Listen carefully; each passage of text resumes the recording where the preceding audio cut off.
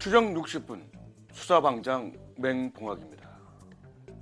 최근 BBK가 다시 수면 위로 떠오르고 있습니다.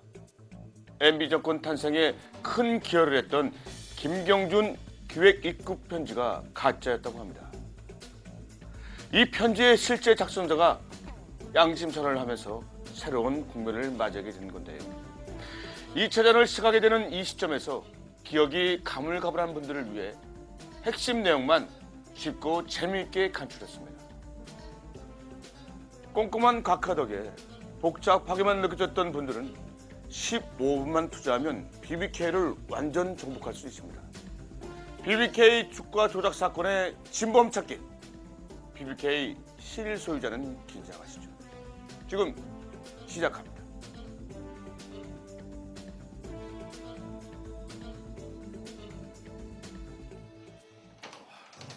늦었어. 미안. 지하철이 막혀서 말이야. 짜증나.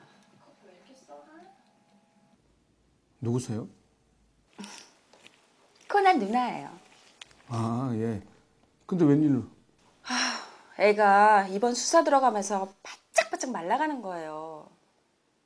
그래서 저도 이거 수사하면 좀 다이어트 될까 하고 그래서 와봤어요. 네. 걱정하지 마세요. BBK에 대해서 공부 많이 했어요. 작년에 정봉주 의원이 구속되면서 BBK 사건이 다시 부각이 됐는데요.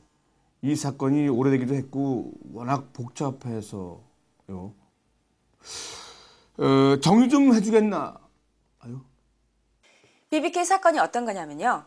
재미동포 김경준이 1999년에 투자자문회사를 설립해요.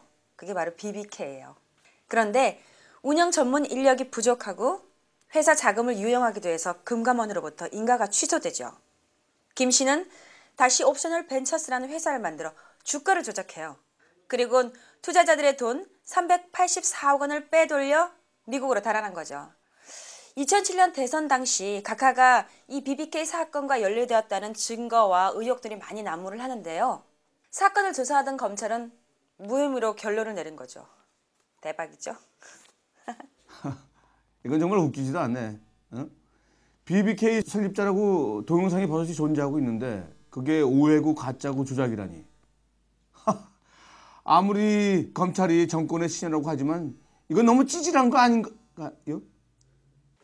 뭐 저보다 나이 한참 더 많아 보이시는데 그냥 말씀 편하게 하세요. 뭐 뒷끝말만 욕욕 이렇게 올리면 어쨌든 수사 발표가 이렇게 엉망으로 났는데요. BBK 핵심은 이겁니다. BBK는 주식회사 다스라는 회사로부터 190억 원의 투자를 유치하는데 이 회사는 각하의 큰형 이상은과 처남 김지정이 운영하는 회사죠. 그런데 이 190억 원은 도곡동의 땅을 매각한 대금인 거예요. 검찰에 따르면 이 땅의 소유주는 누군지 알 수 없는 제3자다.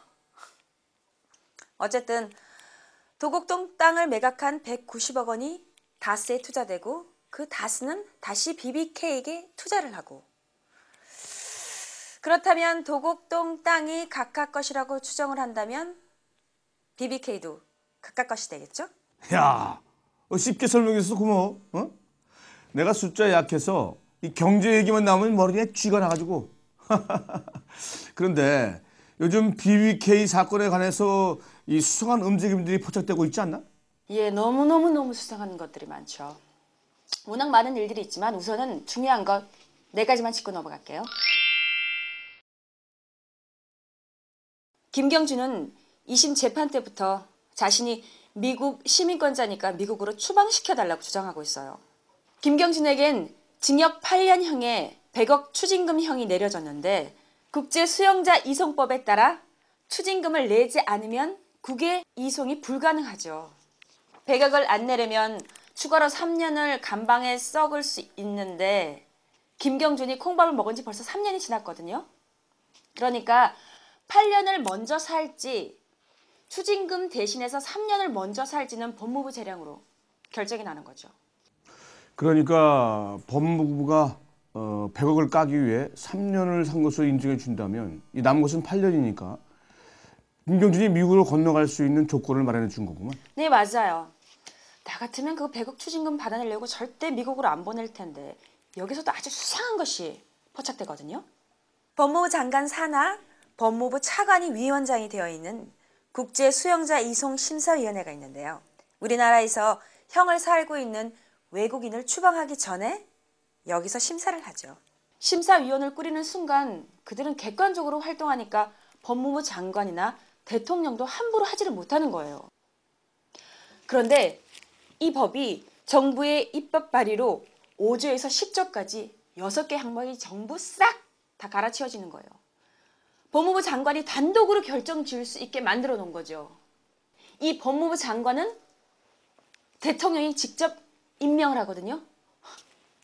너무 웃기잖아요. 뻔하잖아요. 이제 각하 맘대로 김경준을 미국으로 추방할 수 있게 됐다는 말인데 그럼 2009년에 개정했다면 2008년 취임하자마자 아주 치밀하게 생긴 것처럼 빈틈없이 했다는 얘기야. 미국은 금보석이 가능한 나라니까 김경준이 미국에 가자마자 이제 자유의 몸이 됐다는 그런 말 아니야? 그렇죠. 그래, 다음은 뭔가? 각하의 처남 김재정이 다스의 지분을 49%를 갖고 있는데 사망하면서 부인에게 상속을 했어요. 의산 상속을. 그런데 여기서 이상한 대목이 있어요. 보통은 50%를 하는 상속세를 2번 내지 않기 위해서 자식에게 상속하거나 자식과 부인에게 고루 상속을 하거든요. 김재정의 입장에서 생각해보면 각하의 조카인 아들보다는 처남댁인 부인에게 상속하는 것이 재산을 지키는 데 유리하다고 판단했을 거예요. 더 수상한 건 상속된 지분의 5%는 청계재단에 기부가 되고요. 20%는 상속세로 내졌다는 거죠. 상속세와 청계재단 기부를 제외하면 김재정의 부인에게 24%만 남아요. 반면 각하의 형인 이상은은 47%를 가지고 있기 때문에 다스의 최대 주주가 되고 청계재단과 짝짝꿍하면 52%가 되니까 다스를 마음대로 휘두를 수 있게 되는 거죠. 각하의 아들 이시영이 다스에 입사한 지 3년 만에 부장으로 초고속 승진을 했으니까 뭐 내년엔 사장이 돼 있지 않을까요? 재산 빼돌리기로 치면 기네스북에 100번도 더 올라갈 사람들이구만. 어? 각하 형은 다스의 회장, 각하 아들은 초고속 승진 중, 각하의 직계가 과반수의 지분 확보, 다스를 조세 회피 지역인 싱가포르로 옮기기만 하면 임무 완수구만. 그렇죠. 근데 우리 각하께서 이 정도로 끝날 분들이 아니죠. BBK에 얽힌 아주 훈훈한 얘기가 또 있어요. 김경준이 미국으로 도미하면서 그 횡령했던 190억 중에 50억을 다시 돌려줘요. 정말 착한 횡령범이죠. 2003년에 다스는 김경준과 에리카 김에게 나머지 140억을 돌려달라는 투자금 반환 소송을 하는데요. 2007년에 8월 1심에서 다스가 졌어요. 돈을 찾을 가능성이 없어진 거죠. 반면 2004년에 옵셔널 벤처스의 개미 투자자들이 김경준을 상대로 371억 원 반환 소송을 벌이고 있는데 개미 투자자들이 이길 가능성이 높아지고 있었어요. 2008년 담당 판사는 김경준의 스위스 은행 계좌 인출 동결 명령을 내리고 1월 28일에는 횡령한 돈을 개미 투자자들에게 돌려주라는 승소 판결을 내렸죠. 이때 정말 아주 놀라운 일이 벌어져요. 정말 판타스틱한 일이 벌어지게 되죠. 인출 동결 명령서가 나오기 전 그 열흘간의 기간이 있어요. 이때 김경준의 스위스 은행 계좌에서 다스로 140억 원이 인출이 됩니다. 그 열흘 사이에? 정말 대단히 치밀하구만. 재판에서 이겼다면 굳이 돈을 돌려줄 필요가 없는데도 그렇게까지 하면서 140억을 돌려준 이유가 뭘까? 정상적 상황이라면 다스가 아니라 옵셔널 벤처스에 돌려줄 371억 원을 깎든지 상수하든지 해야 될 텐데 이걸 보면 다스와 김경준 사이에 이 모종의 이 딜이 있을 것으로 추정되는데 그 딜이 뭘까? 그 딜은 에리카 김의 귀국에서 추정해 볼 수가 있어요. 그 김경준의 계좌에서 스위스 은행 계좌에서 다수로 140억 원이 인출되던 그 당시 2월에 그 BBK 사건을 꽉 쥐고 있던 에리카 김이 귀국을 하게 되죠. 검찰에 출두해서 BBK 주가 조작은 동생이 혼자 한 것이고요. BBK 실소유주가 이명박이라고 한 건 거짓말이었어요. 미안해요. 라고 진술을 하고 모든 혐의에 대해 기소유예 공소시효 만료로 면죄부를 받았죠. 에리카 김이 굳이 한국에 다시 돌아올 필요가 없었는데 왜 돌아왔을까요? 자기가 동생을 각하에게 소개시켜주면서 상황이 이렇게까지 왔으니까 아마도 결제 해지 차원에서 오지 않았을까? 근데 여기서 이런 추정이 가능해요. 각하에게 면죄부를 주고 140억 원을 돌려주는 대신 동생을 미국으로 데려가겠다? 이거 마치 한 편의 영화를 보는 것처럼 아주 숨가쁘게 진행됐는데 명탐정 고난 못지않게 수다도 잘하고 말이야. 처음이지만 이 손발에 착착 맞아서 아주 기분이 좋아. 끝나고 일식집에서 소주나 한잔 할까? 참, 이만 바빠서. 저기 이름이라 살펴본 것처럼 BBK를 덮으려는 움직임이 굉장히 치밀하고 빠르게 진행됐습니다. 범인은 아마 올해 대선 전국이 되기 전에 덮으려는 것 같은데요.